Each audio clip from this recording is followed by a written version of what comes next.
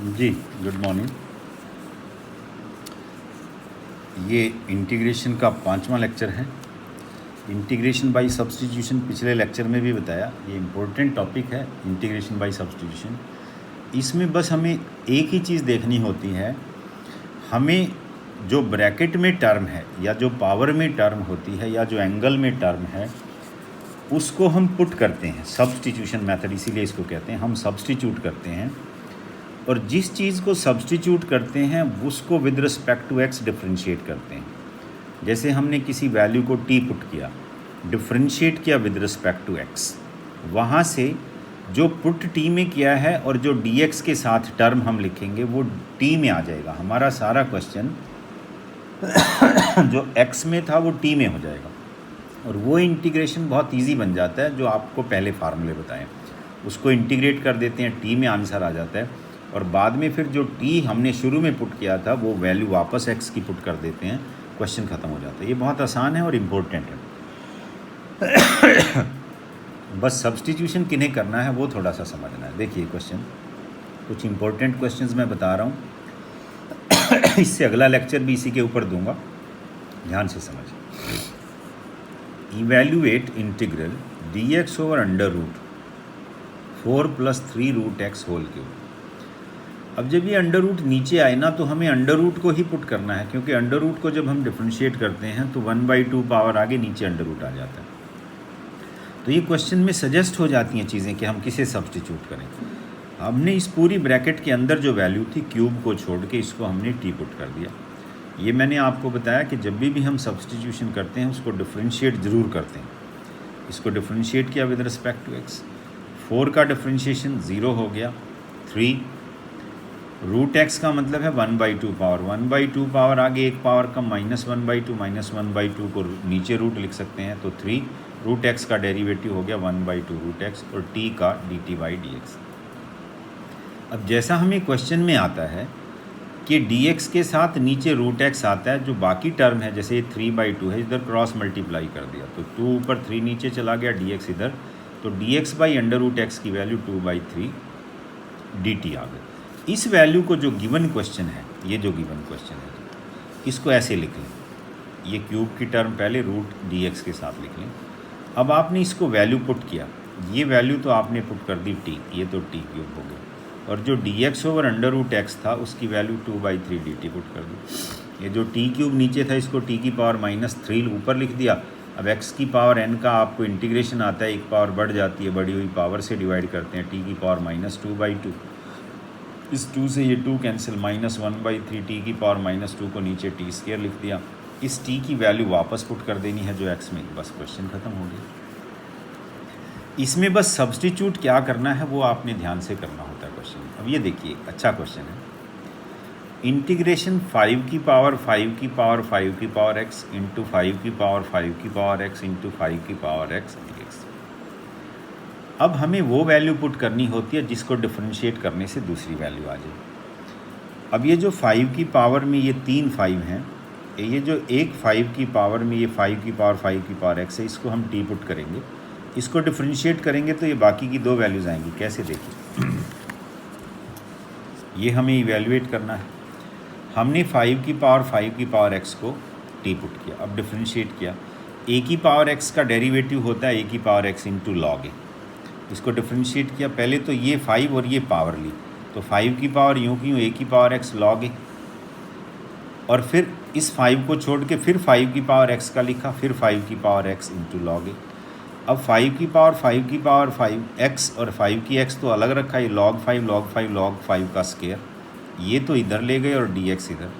अब ये वैल्यू जब नंबर 1 में हमने दोबारा पुट की, अब यहाँ देखिए इस नंबर 1 को, इसको तो हमने टी पुट किया है, लेकिन जब डिफ्रेंशिएट किया तो ये पूरी वैल्यू आ गई हमारे पास।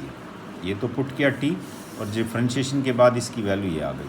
बस जैसे ही आप वैल्यू इसमें पुट करेंगे 5 की पावर टी log 5 का स्क्वायर dt, ये तो कांस्टेंट है बाहर लिख लें। अब 5 की पावर टी पे फिर 5 की पावर x का फार्मूला इंटीग्रेशन का, a की पावर x का डिफ्रेंशिएशन a की पावर x इंटू लॉग ए होता है, लेकिन a की पावर x का इंटीग्रेशन a की power x divided by log ए होता है। तो ये हो गया, टी की वैल्यू दोबारा पुट कर दी, वो आपका आंसर हो गया। तो दिस इज द क्वेश्चन। तो आपने ऐसा सब्स्टिट्यूशन करना है जिसके इन डिफरेंशिएशन करने के बाद दूसरी टर्म आए। अब जैसे ये आज इंपॉर्टेंट क्वेश्चंस बता रहा हूँ मैं जो सब्स्टिट्यूशन के हैं, कल भी बताऊँगा कुछ क्वेश्चन। ये क्वेश्चन दिया है, इसको आप इंटीग्रेट करिए। ऊपर लिखा है 10x की पावर 9, 10 की पावर x log 10, नीचे 10 की पावर x, x की पावर 10 ds। अब हमें क्वेश्चन से ही सजेस्ट होता है कि ऐसी वैल्यू आपको पुट करनी होती है जिसके डिफरेंशिएशन से दूसरी वैल्यू आ जाए। अब इस नीचे वाले को मान लो हमने t पुट कर दिया, 10 की पावर x, x की पावर 10, इसको डिफरेंशिएट किया विद रिस्पेक्ट टू x किया। a की पावर x का होता है a की power x into log a, और x की पावर n का होता है पावर आगे एक पावर कम। डिफरेंशिएशन इंटीग्रेशन में उल्टा होता है, कंफ्यूज नहीं होना है फार्मूलों में। इसका डिफरेंशिएशन किया dx से इधर गुना कर दिए। ये दो फार्मूले हमने यूज़ किए। तो अब इसको जब नंबर 1 में हम पुट करेंगे तो ये तो ऊपर की वैल्यू आ गई और नीचे की वैल्यू को हमने t पुट किया है। जब ये वैल्यू यहाँ पुट किया तो यहाँ मान लो आप ये वैल्यू पुट करेंगे जिसमें ऊपर की वैल्यू तो हमारी ये dt हो गई और नीचे की वैल्यू को t पुट किया है। 1/t का इंटीग्रेशन log t होता है, लेकिन आंसर हमें क्योंकि x में लिखना होता है तो वो जो हमने t की वैल्यू पुट किया उस वैल्यू को वापस पुट कर देंगे, आंसर आ गया। तो ये आसान होते हैं, बस ये सिर्फ देखना होता है कि आपको वो सब्स्टिट्यूशन करना है जिसका डिफरेंशिएशन दूसरी वैल्यू। अब जैसे ये क्वेश्चन है, इसमें 1 + log x को t पुट किया, डिफरेंशिएट किया तो 1/x dx dt आ गया। इसको तो हमने t पुट किया और dx/x की वैल्यू ये dt आ गई। इसमें जैसे ही पुट किया फिर वही 1/t बन गया log t की वैल्यू वापस पुट कर दी। ये भी इम्पोर्टेंट अच्छा क्वेश्चन है। ये कहता है evaluate x + 1 × x + log x का होल क्यूब बाई 2x। अब इस टर्म को, ये होल क्यूब है, इसको तो अलग लिखो, इसको इसके साथ लिखो। इस 2 कांस्टेंट है, 2 को तो आगे लिख सकते हैं और इस x से इन दोनों को अलग अलग डिवाइड करेंगे तो 1 + 1/x dx। अब इसको t पुट कर दो, इसको t पुट करेंगे, डिफरेंशिएट करेंगे। x का 1 होता है, log x का 1/x dx से इधर गुना किया, ये तो dt हो गया और इसको हमने पुट किया है t, तो ये t क्यूब हो गया। t क्यूब का t की पावर 4/4 होता है। t की वैल्यू वापस इसमें पुट कर दो, वो आपका आंसर हो गया। तो इंटीग्रेशन में जब भी सब्स्टिट्यूशन से हमें क्वेश्चन करने होते हैं तो हमें वो वैल्यू पुट करनी होती है, दूसरी वैल्यू उसका डिफरेंशिएशन होना चाहिए। अगर उस वैल्यू को पुट करके डिफरेंशिएट करके दूसरी वैल्यू आती है तो आपका क्वेश्चन बहुत सिंपल बन जाता है और उसको फिर इंटीग्रेशन का एक सीधा फार्मूला बन जाएगा। उसको आप इंटीग्रेट करके t की वैल्यू को वापस पुट कर दो। अब ये क्वेश्चन बहुत इंपॉर्टेंट है।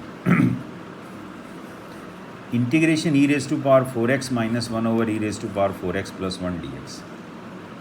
अब वैसे इसको आप देखेंगे ना, जैसे e⁴x ऐसे लगता है कि हम पुट कर दें, वो तो वैसे भी जाएगा, लेकिन वो आगे चल के समझ में आएगा पार्शियल फ्रैक्शन। अभी तक हमें जितना आता है इंटीग्रेशन, उसके हिसाब से इस क्वेश्चन में हमें ये करना है, ऊपर और नीचे e⁴2x से डिवाइड करना है, dividing numerator and dividing by e⁴2x। e⁴2x से इन चारों टर्म को ऊपर भी नीचे भी डिवाइड किया। e⁴x से e⁴2x कट के e⁴2x रह गया और इसको e⁻−2x लिख सकते हैं। अब इस नीचे वाले को t पुट करो, नीचे वाले इसको डिफरेंशिएट करेंगे। e⁴2x इंटू 2 हो गया, e⁻−2x इंटू 2 हो गया, 2 तो कॉमन आ गया, dx से इधर गुना किया और 2 से नीचे डिवाइड किया तो ये वैल्यू आ गई। इस वैल्यू को नंबर 1 में पुट करें। इसको तो हमने t पुट किया है, इसको तो, और जो ये ऊपर की वैल्यू dx के साथ आई है इसकी वैल्यू dt/2 आई है। जैसे ही आप यहाँ वैल्यू पुट कर देंगे, 1/2 बाहर कांस्टेंट, 1/t का इंटीग्रेशन log t होता है, t की वैल्यू वापस पुट कर दो, जो आपने सब्स्टिट्यूट किया वो आपका आंसर होगा। तो ये इंटीग्रेशन बाई सब्स्टिट्यूशन में सिर्फ यही सीखना है कि एक वैल्यू को आप पुट करेंगे। इंटीग्रेशन में जब भी सब्स्टिट्यूशन करते हैं हम डिफरेंशिएट ज़रूर करते हैं, ये याद रखना है। अब अगला क्वेश्चन भी बहुत इंपॉर्टेंट है। Integration, evaluate integration dx over e⁻x + e⁻−x whole square.